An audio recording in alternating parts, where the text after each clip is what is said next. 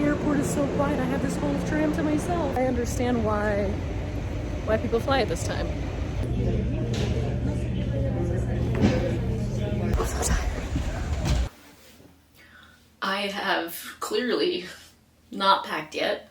It is 3:55. My flight leaves at I don't know, my ticket says boards at 12:08. I think we leave at like 12:40 a.m. It's my very first red eye. So I thought I would take you along with me to see if I survive. And if I do, how I manage it. I've got my neck pillow, I have earplugs, and I have an eye mask. I'm gonna dress super comfortable. I've filmed a couple of like travel day videos and like packing videos in the past. I'm not a big like legging at the airport kind of gal, but in this instance, I think it works. No judgment to anyone who is a leggings at the airport kind of gal, but I usually like to show up at a place and be like ready to, you know, tour around and feel like I fit in with whatever the local people are wearing or whatever the temperature is going to be. I might still change at the airport when I get to Mexico because by the time I land it's going to be noon and I'll probably want to go get some food before I can check into my hotel. So all of that has to be at the ready, like at the top of the bag as well, which is part of why I haven't packed because there's just like so many logistics. I made myself breakfast. My plan to get through this is going to be to arrive at the airport, brush my teeth, like have almost like a pre-bed routine. I've been drinking a ton of water today to try to make sure that I stay really hydrated because regardless of whether or not I can sleep on this flight, which I notoriously cannot sleep on airplanes, which is why I've never taken a red eye before, because the idea of a red eye is like you sleep on the plane, you get there, it's the day, you got the whole day. Like I can't, I need to sleep. So once I get on the plane, I'm gonna sleep, I'm gonna land in Dallas, I'm gonna have breakfast, I have a meeting that I need to get on a call for, and then I'm gonna like have coffee and try and wake up so that I'm still like on Mexico time when I get there. And then I'm actually arriving a day early because the only way to get to Veracruz was to take this early morning flight. So I'm gonna spend the night in Veracruz and tour around, take you with me in the next video, and then hopefully wake up a human and be ready for a full-on 2 weeks in Mexico. So let's get this day going. Okay. You guys know how I do it. Here's my Labardi bag. Everything goes in my sneakers. Outfit for the travel day is there. Let's speed this thing up, shall we?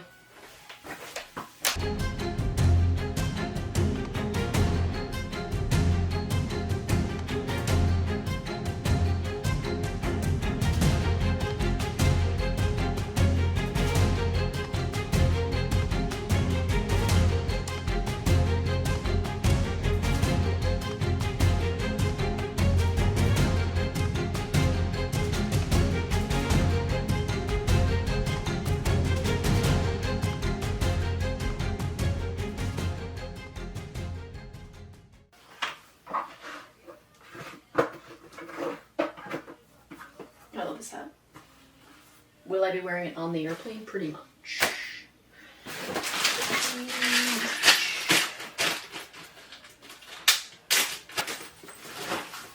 Oh, the towel!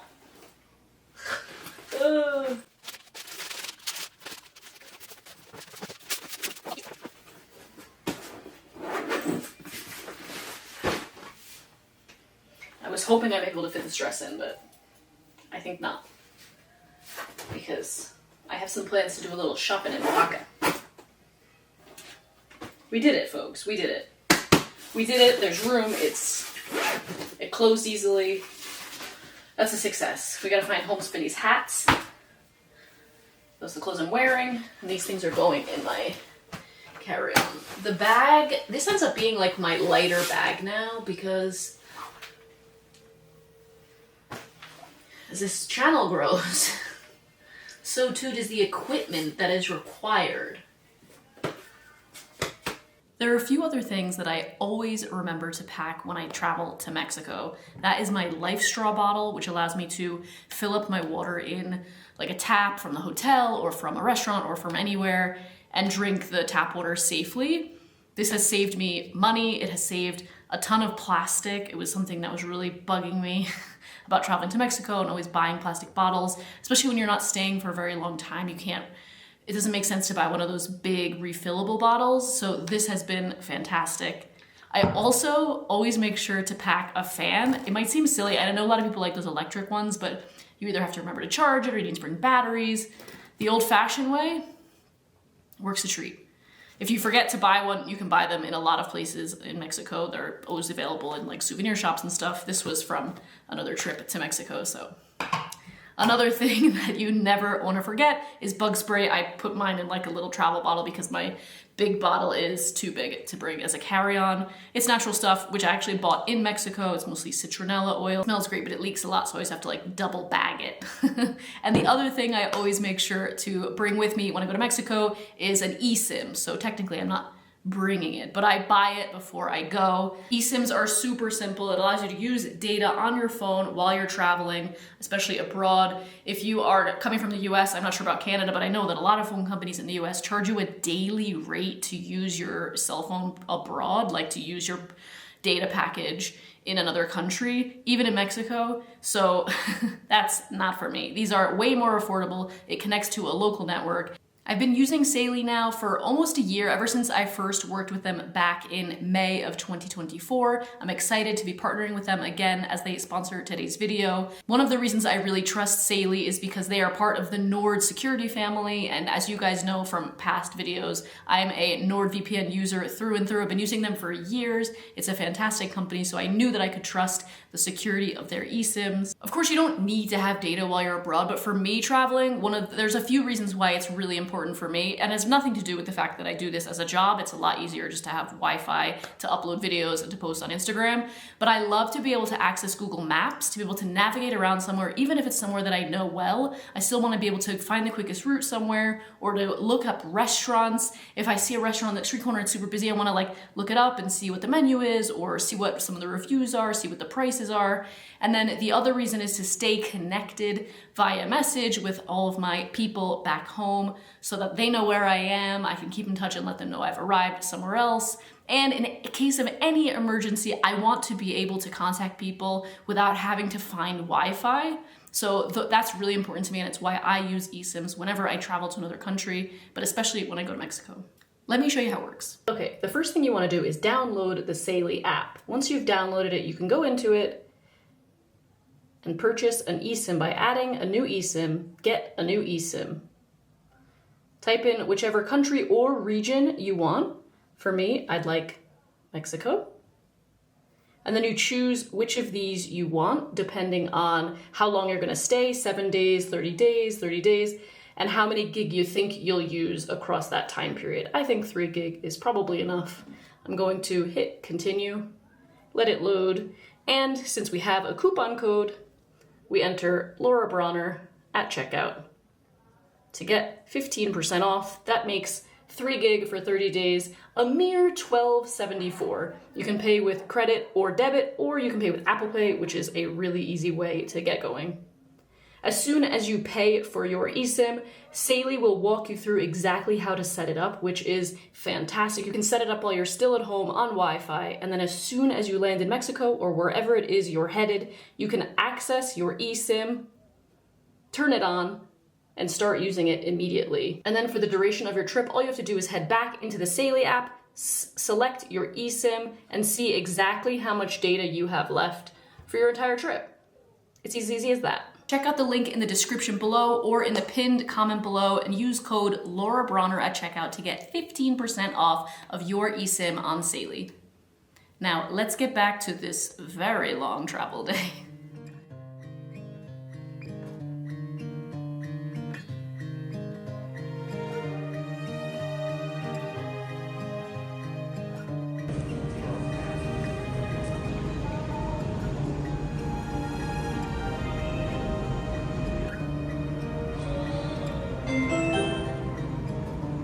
Train arriving. Please stand clear of the doors. The airport is so quiet. I have this whole tram to myself to get to the next terminal. I had to triple check to make sure I was going to the right one because there's nobody else.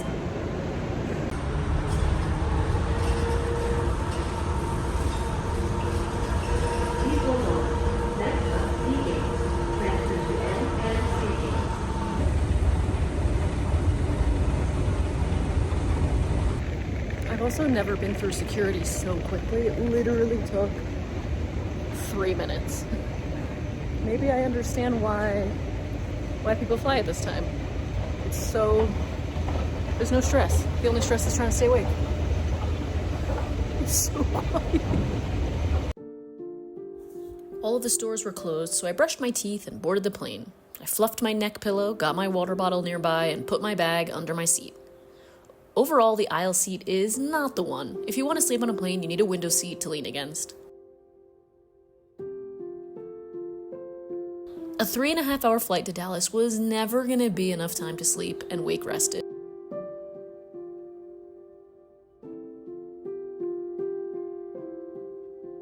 I slept on an airport chair for another hour and a half and then went to Dunkin' Donuts and got a coffee so that I could wake up and have this work call. Then suddenly it was time to get back on an airplane. I felt mildly more awake at this point, but was hoping to be able to sleep a little bit. Okay, was fine. I'm so tired. The plane was smaller and the seats were a little bit bigger, and I did manage to sleep for about an hour.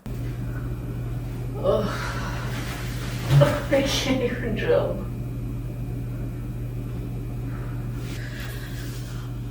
It's so dark. We need to be closer. We got a lot to say. I need to sit down. I'm so tired.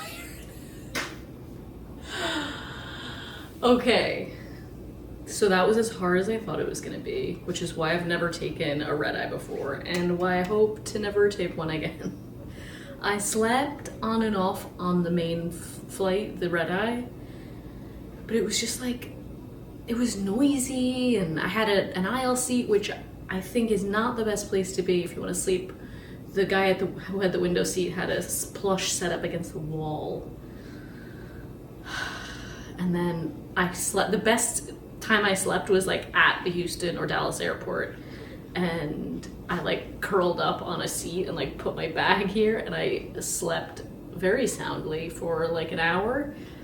And I woke up because they started like opening one of the cafes and they were clattering the chairs, and I definitely had been drooling so on my arm, so I didn't leave any germs behind, I promise. And then again, like only a 2-hour flight from Dallas to Veracruz, and then I couldn't check into my hotel because I was too early, so I walked around. I had lunch, I had some ice cream, trying to sugar up, but the time has come. I'm taking a shower and I'm taking a nap. It's still daylight for a while, and I think I have most of tomorrow to explore, so we'll see Veracruz in next week's video. I hope you enjoyed coming along with me. If you have your own tips for how to endure or to really sleep and wake up after a red eye and like smash the day, let me know in the comments below. I probably won't take that advice because I hope to never do this again. Good night.